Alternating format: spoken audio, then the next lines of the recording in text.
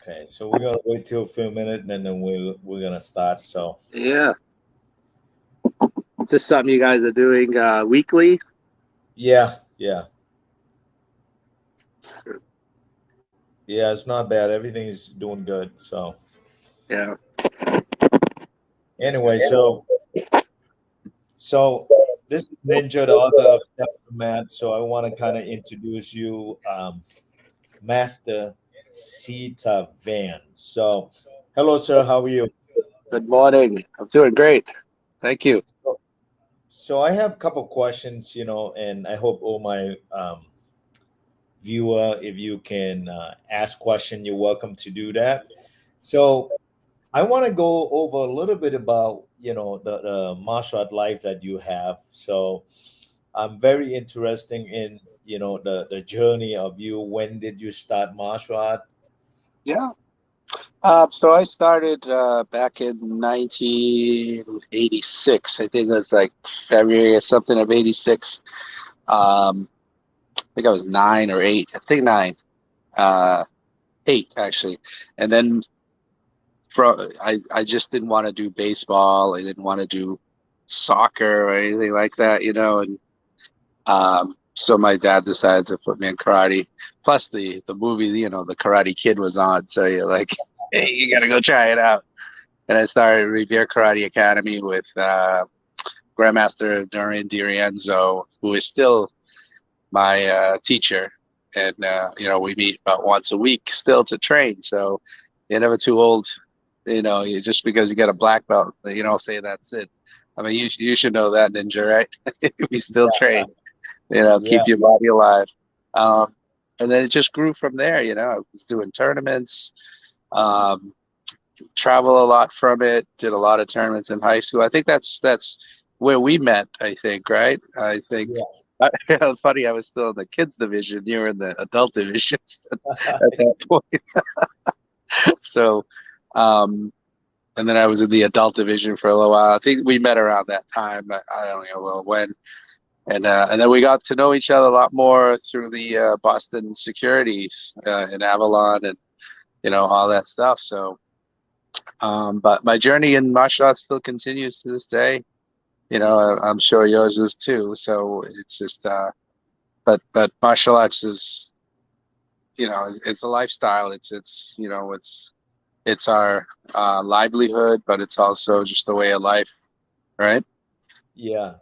So the throughout the training, and I know I don't like to talk about competing because when it comes to talking about competing, I feel like everybody have a different way of looking at it. So Yeah.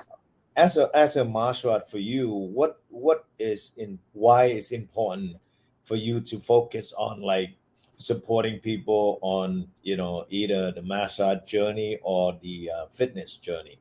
So why is so important for you? Well, I guess everybody needs guidance. Everybody needs somebody that push them. Accountability.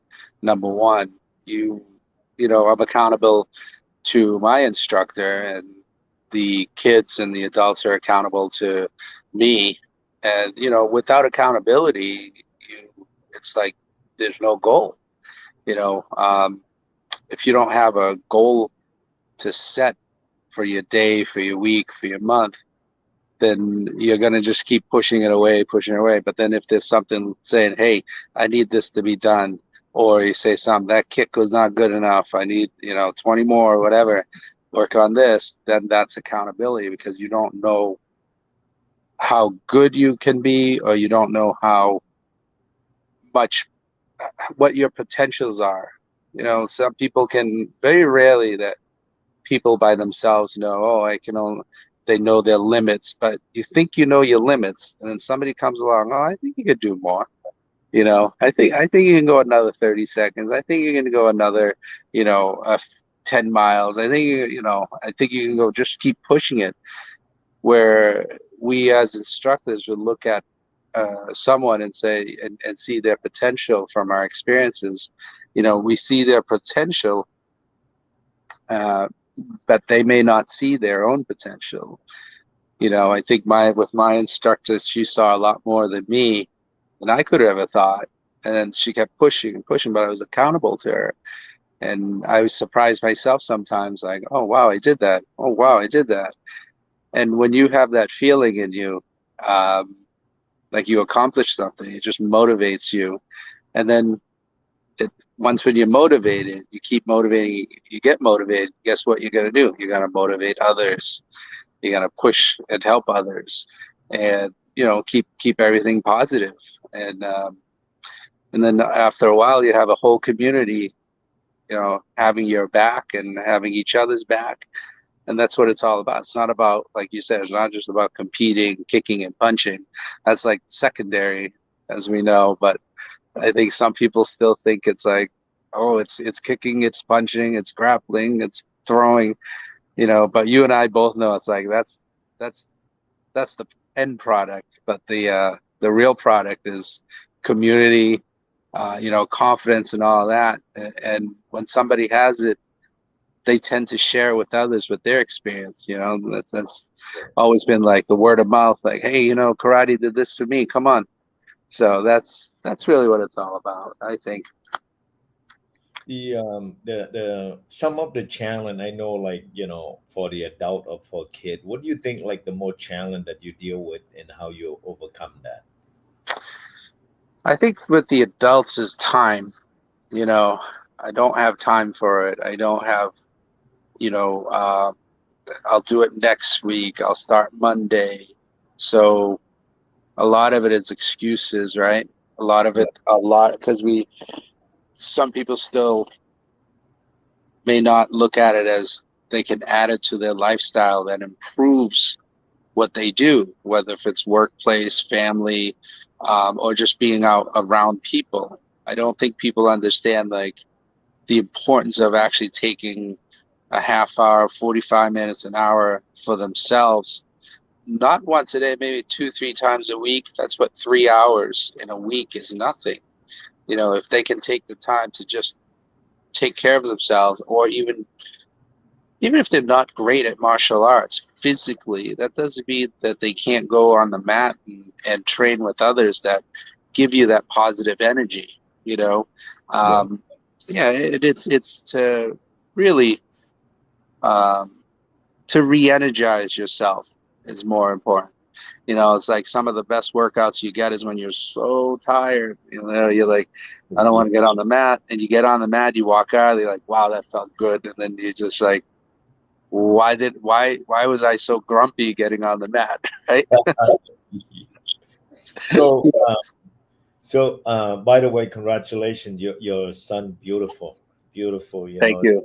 I saw him wear a uniform, with you. That's just amazing as a parent. So, Yeah, I listen. I saw what you did with your three kids. So so as a parent yourself, what the most challenges that you feel that the parent or the child come in to train, and what is the parent focus?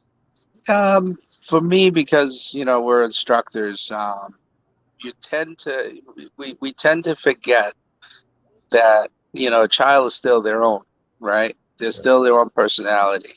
My son gives me a little resistance going on the mat. Just because I'm martial artist doesn't mean he has to love it and it's in his blood. You know, um, I think with your three kids, one maybe love it more than the other, and with me, with just one, I love for him to get through martial arts and being part of his life, but you also have to remember that they're their own person. So most of the time when he's on the mat, I step off the mat because I let the other instructor handle him, mold him. I'll watch it, but he'll listen better to the other instructor. Even though he's on the mat, he'll say, "Yes, Mr. Van, no, Mr. Van," which is fine. Um, and I'll practice with him maybe off the mat where it's more comfortable, like at home a little bit, and then let him do his thing. We forget also, like, you got to let a kid be a kid. He's only 4, right? So you can't expect him to, to be this master at martial arts just because you are. right? Right. Well, I think there's got to be a balance of pushing the child just enough where they don't regret you and hate you for it, but also to show, like we said with the adults, to show their potential as well. But also, you have to remember that you gotta, it has to be age specific, right? Right. So he's only 4. You don't expect him to jump. Some kids maybe a little bit, you're not supposed to expect them to do a jump, flying sidekick, land on his feet all the time. But he is at the studio a lot with me, like a couple times a week where he'll be there from 3 to 4 hours a day. So I don't want to burn him out that way. So he'll take one class, he'll be off the mat, he'll do other stuff, and then I don't want to be, like I said, I don't want to burn him out. And he's got to be a kid too. So So, most parent when they bring their child in, what do you think like or what the focus of parent one? Um, a lot of it is confidence and navigating through school, navigating through life. We're finding a lot of these kids right now after the pandemic, they're very socially awkward, you know, because of the lack of contact and the lack of social skills. So I think martial arts the past couple of years have truly changed where, the kicking and the punching, like we said, is secondary, but the more important skills would be like the social skills, the building self-confidence, what they can do and what they can't do. So it's so important that the kids understand that it's okay to be in the room with people and have fun, be themselves. But it's not okay, to push people around and bully and all that stuff. But at the same time, it's like we see the results of the pandemic the past couple of years, and see that the kids are changed because of that, and we have to somehow get it back to where we need to be, where it's okay to give a high five, it's okay to do the sparring, where it's like no contact, no contact, and all of a sudden it's like it's okay. So it's really hard. That's more important I think, for martial artists like ourselves to navigate kids through that, because there's still some kids out there that are like very, shy when it comes to seeing people's faces or being near people. And, you got to teach them what's okay and what's not okay, right?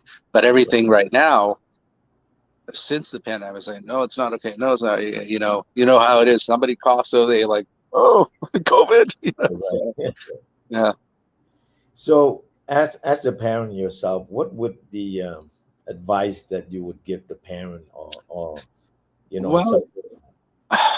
Well, I hate giving out parenting advice because I only have one child and I Right. only concentrate on that one. But I think for parents, don't beat yourself up. I guess let the kids be kids. Um, Mm. you know, don't make excuses for the kids, right? Oh, he's tired. Oh, he's got a little. He had a long day. Don't do that. If the kids are acting, not themselves, or if the kids are being a jerk, they're a jerk, right? That's on them. It's the parents tend to like, oh, I'm sorry, don't apologize for your kids, um, and because you have to be a parent, you're not their friend. You can be their friend later, right? You can play with them and all that, but you really got to parent them, because if you know parents tend to apologize for the kids. Oh, I'm sorry, he's not feeling too well, or he's tired. No, the kids, he's, yes, that may be the reason, but don't excuse them for that. Right. Even if the kids are tired or whatever, they still have to be a good person, especially to other people. you know Right. so, So, the other part too is that when you have your student on a mat, what is your focus, as and I know most parents when they bring in, they think as well martial art is like, I don't want my kid to hurt someone, yeah, it's yeah. something like that I heard a lot. So how would you like, how would you run the class that where you the way you do it? Well, uh, I use a formula. If it's a 45-minute class or a 50 an hour class, we use the formula. Let's do a 45-minute class, right? I use the formula 15, 15, 15. 15 minutes of warm-ups, 15 minutes of whatever you're working on with martial arts, and then 15 minutes of, okay, how was your day? Tell me about this, tell me about that. So you're getting the physical, the mental, and also and you're giving the kids a voice to talk about their day as well, or what had happened. Um, Sometimes it's only about 5 minutes to a Zen because we may go over a little bit. Right. But most of the time, at the end of the class, I ask the kids, it's really important because I want to close out the class in a positive vibe, because they're hearing us talk and move and all this. And then at the end, they might just want to say, they might just want to say something. So we ask the kids, how was your day today? Tell me something good about your day? And maybe something bad about your day, because not everything's all good. And some kids are like, the best part of the day was karate. And then I say, oh, what happened the rest of the time? Oh, it was just a long day, and I was waiting all day for karate. I said, okay, so that's their best day, So we always talk to the kids at the end. I ask them, what's the best part of your day, or if you have a not so great day, why? So they at the end of the class, they're all walking out like they said something, get something off their chest, or just shared something fun, you Right. know, because So kids what is want to share everything. right, right. So I think most of the as a martial artist, and I think probably a lot of my viewer was asked like, what is your like favorite things to do Um, let's see. besides martial art, of course. Besides Marsha, no, Right. you talking about off the bat? Yes. Yes, sir. So, uh, I am I love to golf.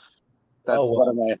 That's just a walking meditation. I used to snowboard a lot. You know that. I used to go to the mountains a lot. But I'm a little bit leery of going to the mountains right now. It's just, I guess when you're older, you get cold and that's, I know the feeling on that for sure. yeah, yeah. So I spend a lot of times, when on my free time, well, at least once or twice a week, I walk the course, I golf a lot. So it's just my free time to just enjoy something outside martial. But I'll tell you what, it is the same mental thought process, because it can go into any sport from martial artists. It's like with golf, it's only you and the ball. Nobody's coming by and trying to whack you with the stick as you're trying to hit. Right, right, But it's that full concentration. You have to concentrate. You have to visualize your shot, things like that. right. Um, so I once when I'm off the mat, a lot of times I just shut down so I don't take it home with me. I don't think about, oh, this could have been done better. That could have. I make notes on my desk for sure.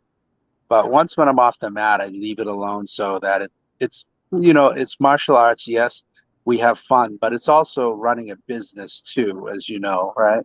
So the business side of it, I leave off. Just leave it on the mat, leave it at the studio. Right. Um, but I do, in the summer we do spend a lot of time on the weekends. We do spend a lot of times up in New Hampshire where I'm at right now.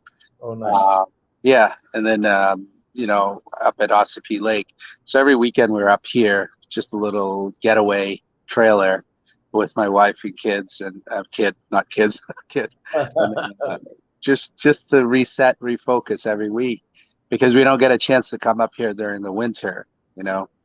And then the other thing I like to do is with my family too on the weekends is boating. We like to go on the lake and jump in the lake and just ride around the lake and just relax in the water. Because come Monday, it's like, whoa, it's chaos. Yeah, that's my So, boat behind me. That's what you see. So, yeah.